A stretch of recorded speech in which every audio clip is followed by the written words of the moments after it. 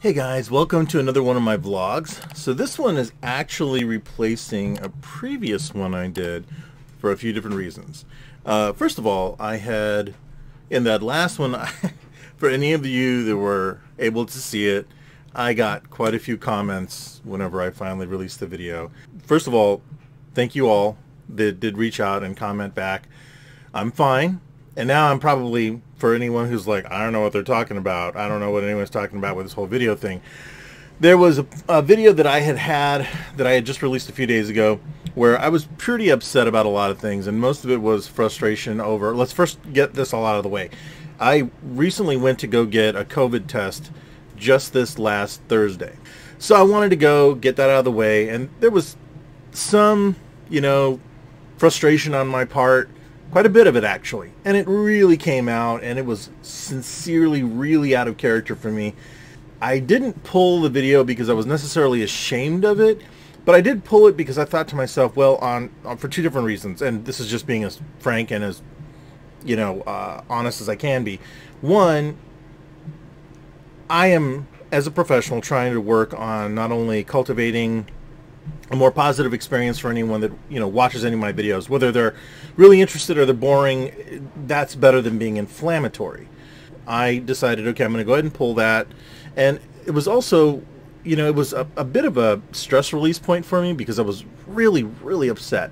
I'm not going to go into all the details or anything else like that, and this isn't anything about ranting. It was just, it's one of those things where when you're on social media or even in real life, because I've had a couple circumstances like this, you start to wonder if you're crazy, or at least I do. Right now we're under the mandate where we should be wearing masks and we should be doing social distancing. From my own personal experience, most people aren't capable of doing that. And I'm not meaning that in a demeaning way. I'm not meaning that in an argumentative way. I'm saying that from somebody who has come from a background of having worked entertainment districts, concerts, as security. And when you tell people to abstain from being around each other or anything else like that, people don't like rules. Or if they do, they're also the same people that a lot of times will break those rules or bend those rules or push the buttons or do what they can. So whenever it was first announced that we as a nation would have to start going out and putting masks on, and it's no surprise to me to start seeing these videos out there of people that are really upset about having to wear a mask. In fact, I actually got unfriended earlier by a guy, known him for a while. He got really upset, the whole mask thing, and all I could think to myself, and then it came out, why I got unfriended.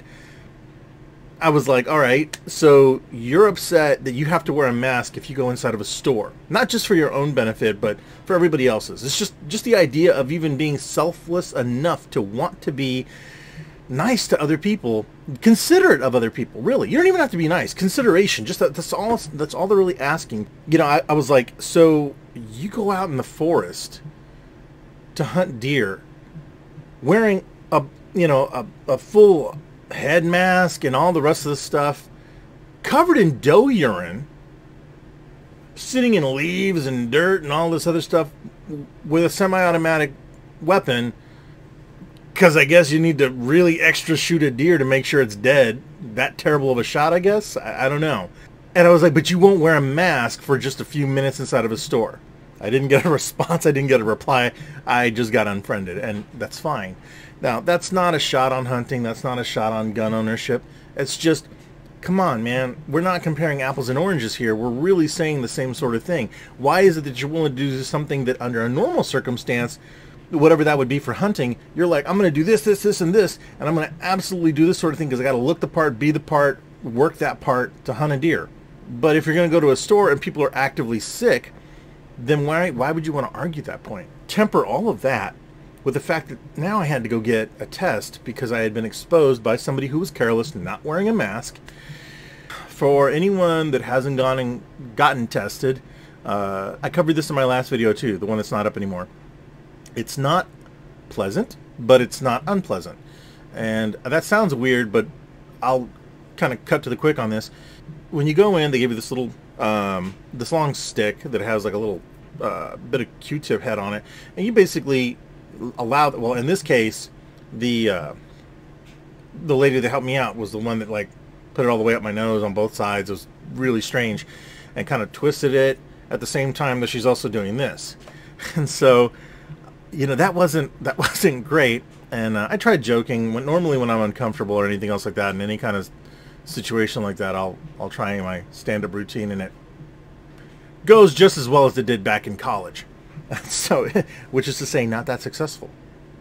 After all that was done, you know, first of all, I had waited out there in the parking lot for a while, so, you know, I was making jokes about urgent care not really being that urgent, but the truth is they were overwhelmed, and I know they had a lot of different people they had to look after, take care of, all of that. I get that. And so now that enough time has gone by, I think I'm over a lot of what I was initially angry and frustrated about, and now it's just kind of settled back down into, well, how long is it going to take to get my results?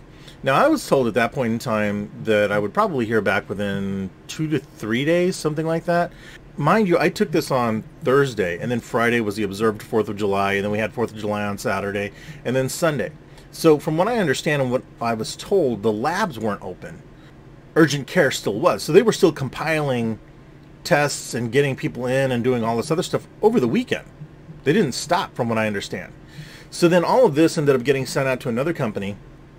And so this company is the one that's actually going to, you know, process through the test and then let them know via fax that my test either came back positive or negative. And I called in today, didn't hear anything different on it. And when the fellow I spoke to said, look, it's actually going to be between 5 to 10 working days before you're going to hear anything.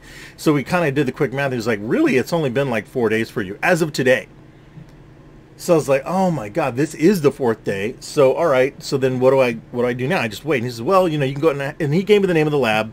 I went ahead and registered on the lab's website and could kind of see where I would be getting the results for it. And there's still nothing on there. So, you know, it's a little bit disturbing and a little bit odd. Not that I had to go through all that, but just the amount of tests that must be going through, how backlogged some places must be right now. And, you know, I can see where that completely, you know, would make anyone overtly agitated, anxious, nervous, angry, sad, depressed, all these sort of things. I went through that entire spectrum of emotion. I really did. And I mean, I hadn't really been doing this that often. And then a friend of mine was saying, you know, maybe try some meditation. And so I've been doing it. I'm trying. It's been 10 and 15 minute increments, and it's been, you know, it's kind of crazy because there were this series of YouTube videos that you can check out that the links are actually down in the description below. And I had tried yoga and other things like that, and occasionally I'll still do that. And sometimes I just have my quiet time, but I'd never taken the time to actually meditate and just think about the good and the bad through the day and try and, you know, center everything that's really bad and then just kind of like push it out. Because I always assumed that meditation was like, you know, you start hearing those really calm voices that are like, think of a beach. Now you're on that beach and the surf is washing in, cascading over the nearby rock line. In the distance you hear a seagull. That's what I assumed it was, but that isn't necessarily the same thing. And one of the other things that I did end up doing was, and I've spoken about this at length before, but I go to therapy. And I don't go to therapy. I go to my phone and I go to therapy. So what that is just I meet with my therapist over the phone. For anyone going to therapy, that's what this is right now. But they're backed up enough that it's every 3 weeks I get a 45-minute session. And they're heavily inundated with a bunch of people that no doubt need therapy. I'm right up there with that. I'm in that zone completely. When I finally got my chance to talk to him, we spoke a little bit about the whole COVID procedure and everything else like that, like what I was getting tested for, how I hadn't heard anything back.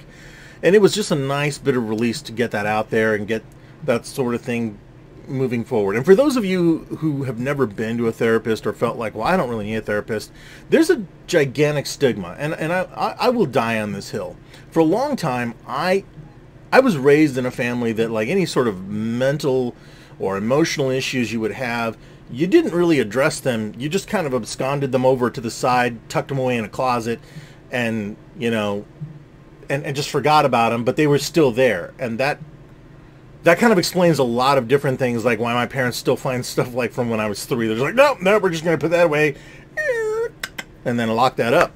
So, and we'll get back to that here in just a second, speaking of family heirlooms. But and, you know, it's 45 minutes, and and it goes flying by really quickly. Therapy in 45 minutes is extremely fast for me because we hit the ground running and we talk about all kinds of things like, you know, what's getting to you in life, what isn't getting to you in life. Are you feeling suicidal? Are you not feeling suicidal? Are you feeling angry? Are you feeling happy? Are you feeling sad? Are you feeling joyous?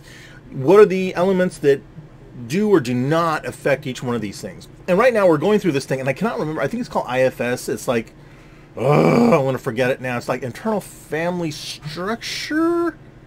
I know that's wrong. I can't remember. I'm going to have to double check on that and then come back to that. I thought I would have it here in my notes, but I don't believe I do. I do not have that in my notes right here. So what it is essentially you take elements and aspects of who you are and you assign if they're a firefighter, I think the other one is a leader, and then like the other one is a follower or something along that line. But they're aspects of yourself and how you deal with life. And then we've gotten to the point where we're assigning like an identity to that element. So there was one where it was, and I know I'm going to forget all of the intricacies of what we've spoken about because you get so into the moment that you're like, I'm going to remember this, and like 2 hours later you're so worn out from that therapy session, you're like, I have no idea what the hell we just talked about. But in one of them, it talked about, you know, the whole factor of, you know, okay, in this one you're saying that you're one of the people that likes to kind of sit on the fences, and you're a firefighter, so you're there to try and save and rebuild and conserve as much as you possibly can. Well, I was able to attribute the cinematic character from Star Wars, Han Solo, to it, because for me, Han Solo is this dichotomy. He's on the outside the epitome of an Old West gunslinger, down to the visuals of his design. You can look at characters like Matt Dillon, and is it Matt Dillon from Gunsmoke? I think that's right? Matt Dillon is a fictional character featured on both the radio and television versions of Gunsmoke. Yeah, that is right. That is right. At any rate, he's got this whole gunslinger kind of swagger to him, and you know, made an impact in movies. But growing up, he was the epitome of cool. Like that guy was like nobody else. Like, yeah, Luke Skywalker was this great, wet behind the ears kind of, you know, like wide-eyed, like whoa kind of, you know, character. And everybody else in the movie was really cool. But Han Solo was that guy that, as the movies went on, you saw that he did care, that he was willing to make that difference, that he was willing to come back and do the things he needed to do to help out, that he really did always have that heart of gold in the center and did defend people and did do the right thing in the end. And so maybe it wasn't the most accurate thing to place on there, but it wasn't about accuracy as so much as you just had to name these form factors that you were going to work through therapy with. But this is actually covering one of the themes that I had wanted to try and cover with another friend of mine, that we were supposed to get a podcast going. We still will, but we just weren't able to get that off the ground. This was one of the first things I wanted to cover, was not mortality from the sense of being sick, getting old, and dying, but mortality and understanding how you live life. Instead of living life vicariously through others, to go and emblematically, wholly embrace life and move forward with it on your own grounds. Okay? Now, I don't mean that in a foolhardy kind of YOLO, you only live once sort of mentality. I don't mean that. I mean that you should be able to move forward and do things that make you happy, that expand your mind, that expand your experiences, and make you a fuller, richer, better person. Interaction with people, or discovery of yourself inside through a hobby, through an interest, through a passion of whatever it is. The mortality thing came about because there's a line in The Princess Bride. It's when Vizzini, and I may have brought this up in another video, where Vizzini and the Man in Black are talking, and the Princess Buttercup is there, and it's during the infamous Battle of Wits scene, which is freaking amazing. He talks about how, you know, whenever he's like, you've bested my Spaniard, which means you've studied, and in studying you know that man is mortal. And I've always loved that line. I remember it affected me as a kid. The more I study, the more I begin to see, like, because this is just a truth. I don't care what you study. You could study art. Well, if you're studying art, more than likely you're going to look to things like the masters from the Renaissance, or you're going to look at, African art from the different countries and territories and areas, or you're going to look at Incan, Mayan, Zapotec, Toltec, any kind of art from down there. You might look at Northern Native American art from the Far East. But a lot of this ancient history, there is a mortality inherently in studying old history. You are looking at what is left, the physical memories left of cultures, traditions, people, artists like myself who lived 100 years, 1,000 years ago, longer, that created this sort of thing. And so you're witnessing the legacy of mortality right in front of you, and how we take that, reinterpret it, accept it, or expand our own minds upon that. And so what's even crazier for me in that is it makes me reflect upon right now, what I'm going through right now. We're living, all of us right now, especially here in the U.S. where cases are going straight up. We're living in a world right now where we are completely and totally blanketed, almost to the point of suffocation, with self-doubt, with all of these really just terrible little things that are attacking us, right? And we're trying to find any semblance of solace, enjoyment, happiness, just any platitude we can cling to, okay? Even if it's fleeting, even if it's just held together by the most insecure glue bond you could ever have. I think some people are feeling like days are just repeating, time is flying by. I get it. Everybody is on different levels of dealing with this and trying to work through it. And therapy won't always be an option for everybody. Going full circle back to what I was talking about with the whole mortality thing, it made me think about what we do on a day-to-day basis and how we're spending our time. I'm not going to sit here and tell you that it's not great to sit down and watch a Netflix series. Enjoy yourself.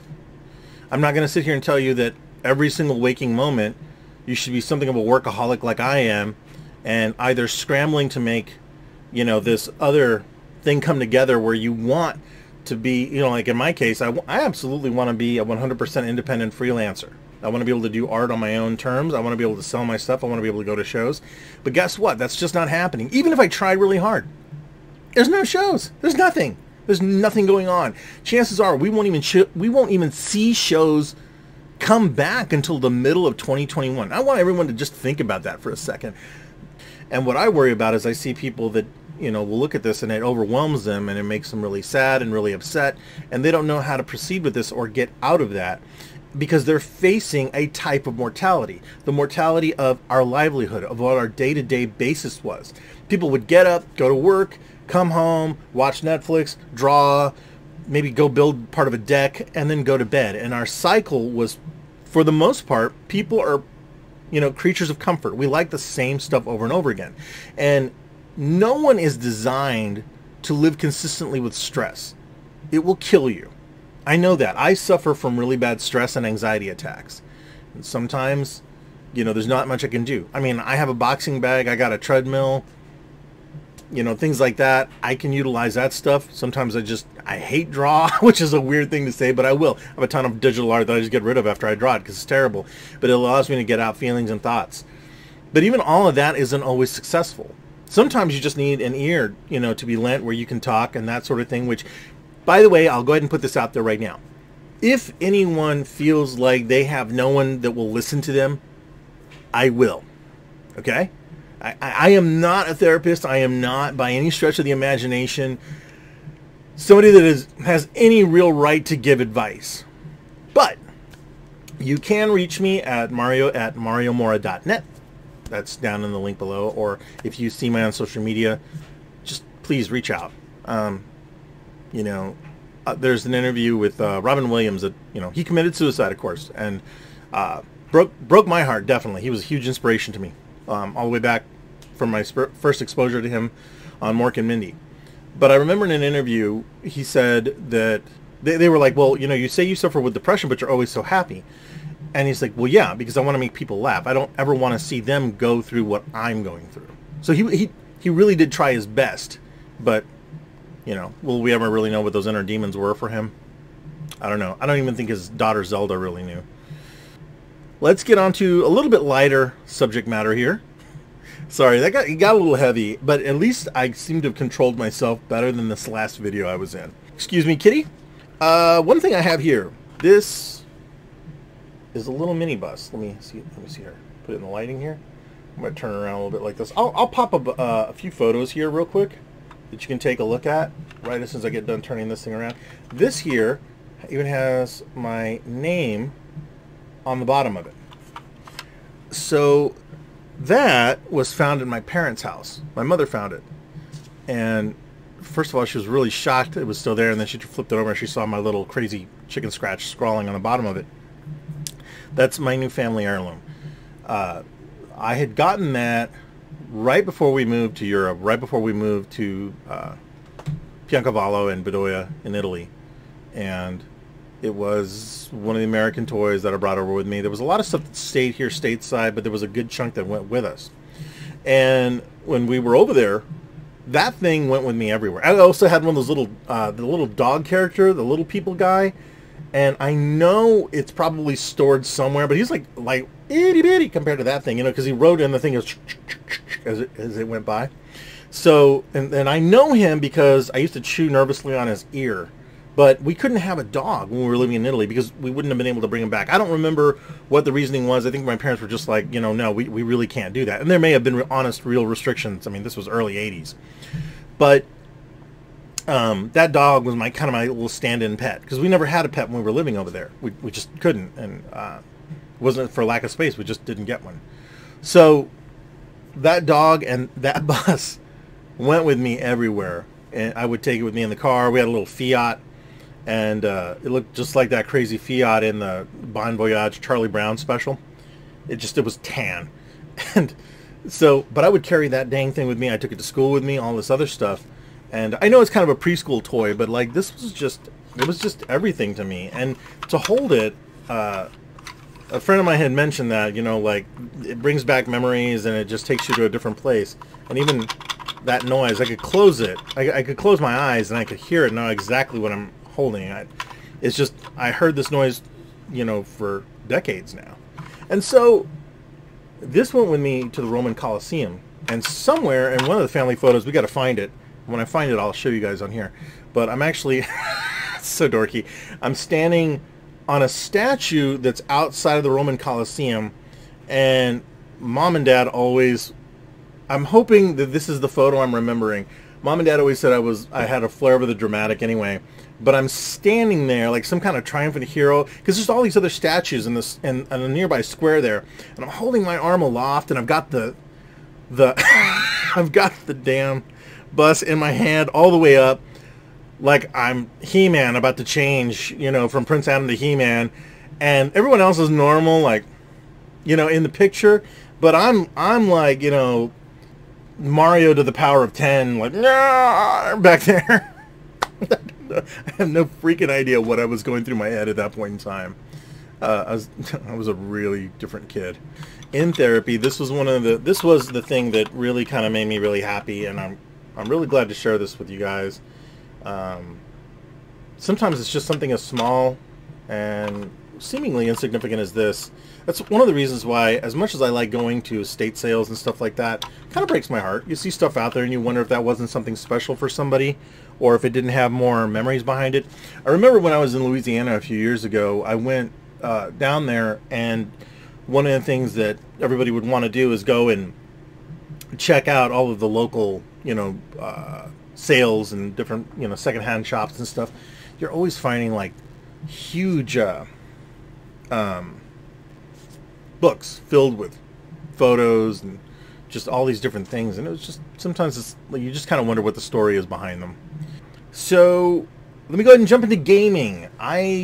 If you don't know, it's on this channel, you can check out my playthroughs, and I had started out playing Playdead's game Limbo. That was the original playthrough I did when I was still having all the microphone problems in the world, and I did a couple of other playthroughs in there. I seem to have finally nailed this down. I say that and watch the audio on this be completely terrible. But I also started doing Limbo's next game that came after Limbo, the spiritual successor to it, Inside. I haven't had that much fun in a long time. That game pulled me in, sucked me in. If you get a chance, please check that out. They're all arranged in a playlist. There's just one episode for the Inside one. That's the best one so far. I had a blast playing it. There's no real script to it. There's no lives. There's no power, energy thing, that sort of thing to it. It's just a really well told visual story. To call it a masterpiece would probably be an understatement. And I know I'm saying that early on, having only really clocked in about 45 minutes or so into the game. But there's times whenever you'll play a game and you're like, man, that's really good. You know, just when you start playing. And the older I've gotten, I mean, you can see where there's some, you know, you'll play games that are derivative of others, or they're inspired. Volgar the Viking was a really good example of that. Not so with Inside. It takes its inspirations from Limbo. Limbo may have very well been the prototype for this game, but it goes in a whole bunch of other directions. The animation is more succinct, on point, and just glorious. The art direction will literally kick you in the face. I'm not even joking. I'm probably overselling it. I don't think I am, because I truly got a lot of joy out of playing it. It's featured on the summer sale on Steam right now, so you can definitely pick that up. And no, there's no links. I'm not an affiliate on there. That's not going to benefit me with any money. I'm just saying, you know, we were talking earlier about doing things you enjoy. I think if you guys are into story-driven element sort of video games, you'll like it. It's a great side-scrolling platformer. It definitely has mature themes, I will tell you that. And I don't mean that in a sexually suggestive way. I mean that in a dark humor kind of way. And if you don't believe me, just watch the playthrough. It's pretty crazy. Thanks for watching. I really appreciate it. I hope you guys are doing well. And if you get a chance, maybe pick up that game, Inside, if you have Steam for the PC. I think it's also available on the Nintendo Switch for download, which is great. And if you guys, and I'm going to go ahead and extend that offer again. If you guys really feel like it, go ahead and reach out to me, either on the socials or via my email, which is below. I really appreciate all of you that have joined on to watch this stuff. I mean, there's 85 of you subscribed now. That's pretty freaking amazing. I'm really happy about that. Thank you. It means the world. Really does. Thanks again, and I will catch you guys in the next vlog, playthrough, or possibly artwork video. I promise those are coming. Talk to you then.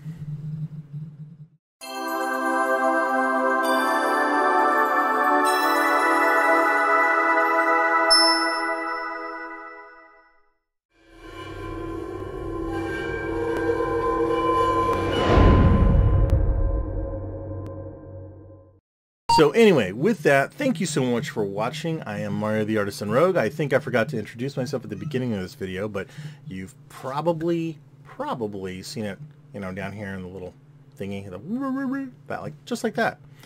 Okay, and so if that's the case, I'm sorry, my cats are running around the room right now.